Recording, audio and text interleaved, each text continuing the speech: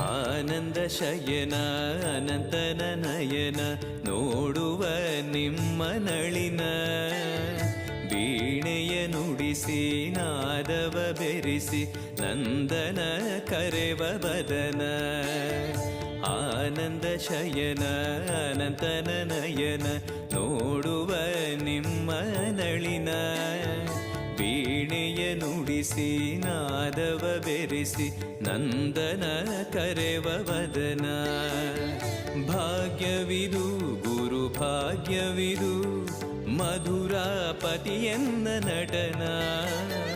ಮಧುರವಿದು ಅದಿ ಮಧುರವಿದು ವೀಣೆನಾದ ಮಧುರ